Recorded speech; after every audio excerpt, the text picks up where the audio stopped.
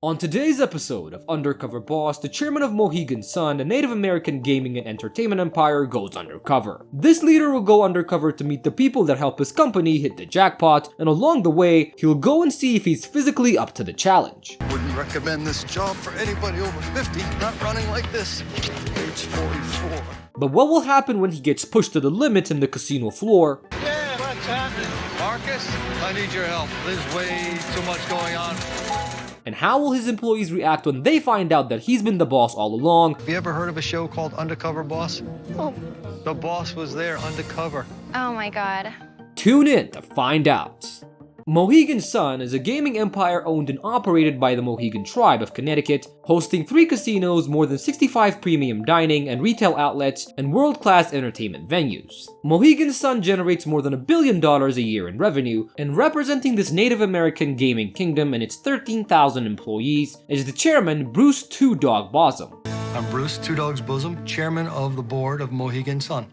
The word Mohegan means wolf people, and they are part of a tribe that's existed for 700 years. Mohegan Sun opened in October 1996, and the tribe didn't really have any money, but their chief went to Wall Street and was able to get the funding to start the business, being the first Native American tribe to do so. Mohegan are the only tribe to open a commercial casino, and they now operate in 3 states, getting a revenue of more than $1 billion, and nearly half of all Mohegan employees have been working there since the company started, which they really take pride in. In Mohegan, no one is set aside and everyone can move up in the company, which is why they're very successful at keeping their best employees. Bruce is a Mohegan on his mom's side and Polish on his father's side, and he grew up with 7 siblings in a middle-class family. Bruce got his nickname Two Dog at a Mohegan ceremony by his friend, and he loves the name and answers to it right away.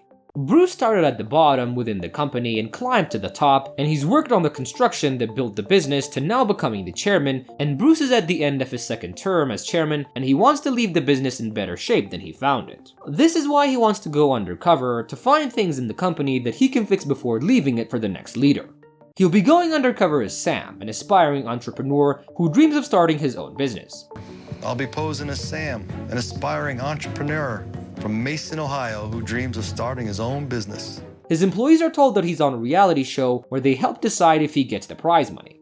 For his first job, he travels to Wilkes-Barre, Pennsylvania to work as a high-limit beverage server. Today, I'm at Mohegan Sun, Pocono Downs in Wilkes-Barre, Pennsylvania, and I'm working as a high-limit beverage server. And there he meets up with Amanda. She shows him her station and how she works, and they go around taking orders, and he sees the electronic system that they use is old and doesn't really work properly. Beverage servers are using outdated tablets because customer service is the #1 priority here at Mohegan Sun. She then lets him take the orders and he struggles with the system, but what was the bigger issue was that he kept forgetting customer orders and he was not able to balance the drink tray. I'm sorry, I forgot what you ordered. Vodka and cranberry? I can't find vodka and cranberry. You're going to go to vodka? Something more scarier happens when he passes his son, who is an employee there, who he is not told that he's going undercover to make the experience authentic, and Bruce was scared that his son was going to recognize him. Oh my God, my son just walked by me. We rubbed elbows practically, but he was busy walking out of the room back there. But he was too busy and didn't notice him. After avoiding disaster, Bruce gets back to work, and with Amanda's help, he manages to finish his shift without any mistakes. The next day, Bruce finally decides to tell his son that he's going undercover, and he asks him to help him out. Not one person can know. Yeah. It is so important. If I blow my cover in the next week, all this was for nothing. He then goes to Mohegan Sun at Pocono Downs to work as a valet. Today I'm going to be a valet because there is some disruption happening right now. We're constructing a new hotel. And he meets up with Melanie, and she teaches him how to document customers in their car. He then does the job, and although he was a little slow, he does pretty good. But he kind of has to pick up his speed a little more to work in valet, definitely. All right, so let's get a few more cars. She then teaches him how to retrieve a parked car, which takes a lot of running from the office to the giant parking lot, and Bruce was an old guy, so he struggles to keep up with Melanie, but she was supportive and encouraging. I'm going to stretch all my joints because if I don't, I'm going to pay the price later. This is going to hurt. It's not gonna hurt, you'll be fine. And she was also great with the customers, but even during his 2nd run, Bruce couldn't keep up with Melanie. This is not a typical day for me. Wouldn't recommend this job for anybody over 50, not running like this. On their break, he learns Melanie is a part-time worker, and she wants to work full-time, but she hasn't been able to, and it makes her life a lot harder for herself and her family. For his next job, he stays in the same casino to work as a slot attendant. Tonight is my last job at Mohegan Sun at Pocono Downs, and I'm working as a slot attendant. And he meets up with Marcus, who gives him his radio communication device and gets him right into the job. Marcus then shows him how to interact with customers and services. See how this light is flashing? They might have to go to the bathroom or just something, go to get some more money. And Marcus is very energetic and good at his job, but Bruce struggles a lot with the hectic environment of the slot room. Orders come very fast and he doesn't know the job very well, which makes it really hard, and he also couldn't properly take orders from the supervisors, and this made the job very difficult and also slow. It was very hard. There's a supervisor telling me what to do in the headset, and the noise is going off around me. After finally finishing his shift, Bruce's appreciation for slot attendants has grown a lot. He learns that Marcus wants to be a lawyer and also work for the business. For his last job, he travels back to Connecticut to work as a chair crew member. Today I'm going to be working as a chair crew member at the Mohegan Sun in Uncasville, Connecticut. And he meets up with Dalton, and he teaches him how to rearrange the arena chairs for a different event. And while working together, Bruce learns that the crew members are only given 2.5 hours to set up, but their time gets cut every time a sound crew gets in to test their sound system. Sometimes groups want to make a sound check, and they don't want anybody else in here, so we get kicked out. And this could have been fixed with better communication with management, so the two don't overlap, but the situation is very frustrating for both Dalton and Bruce.